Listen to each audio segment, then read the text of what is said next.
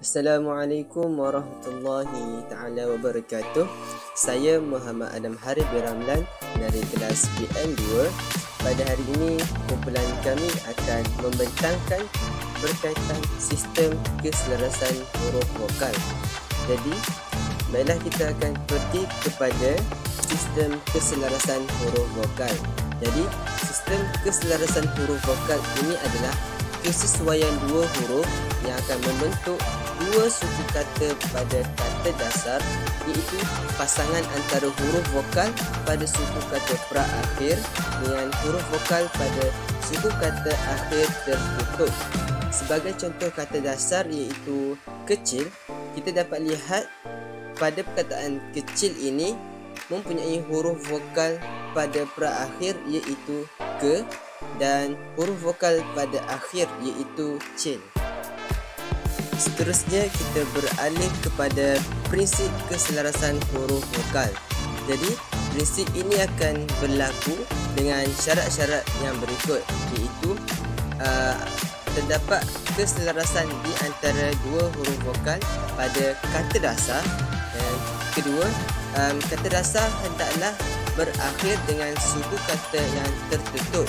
Jadi, bagi kata yang mengandungi suku kata yang lebih daripada dua, aturan tentang sistem keselarasan huruf vokal ini mestilah dikenakan pada dua suku kata yang terakhir sahaja, iaitu suku kata pra-akhir dengan suku kata akhir tertutup. Jadi, seterusnya saya beralih kepada penjelasan seterusnya.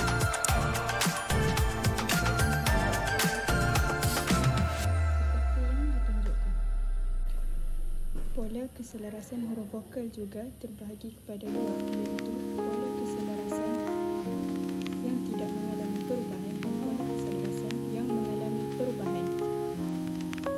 Pola keselarasan yang tidak mengalami perubahan merupakan pola-pola yang tidak berubah daripada ejaan lama.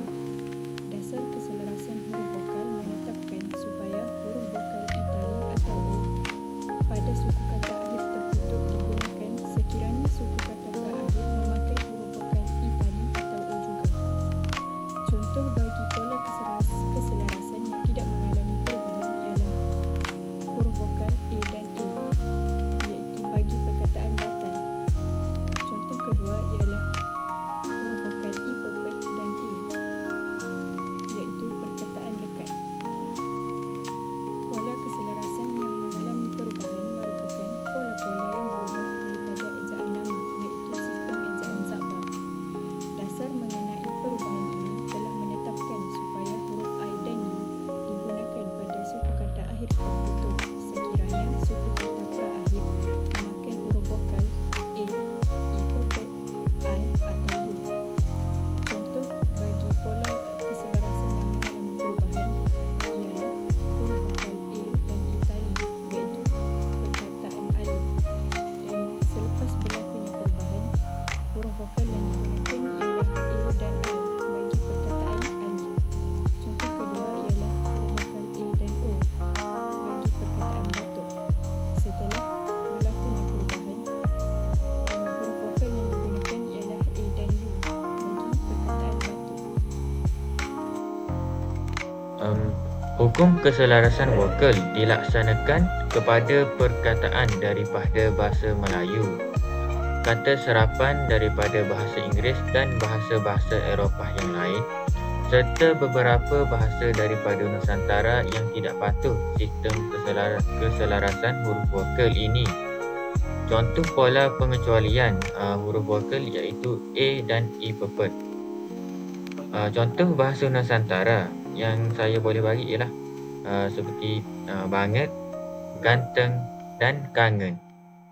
Manakala contoh daripada bahasa Inggeris pula ialah hamper dan commander.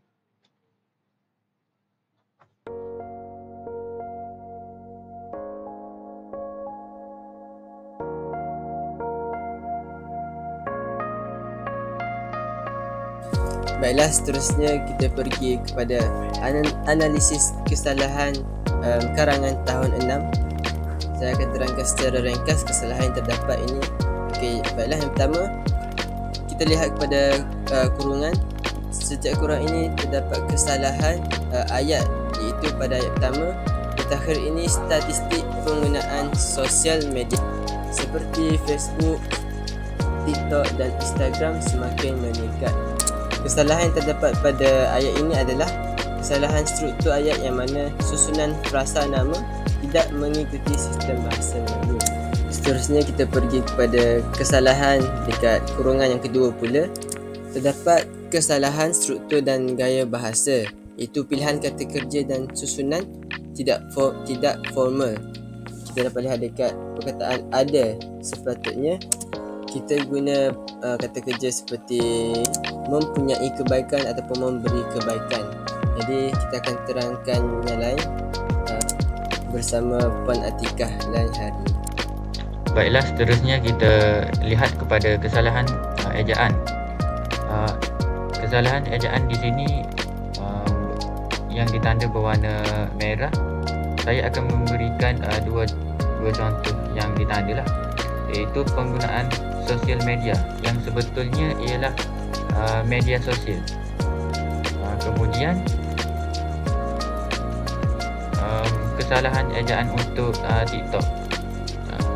Ejaan yang betul ialah T dan T pada satu lagi ialah huruf besar. Bagi kesalahan kata pula ditandakan dengan warna kuning.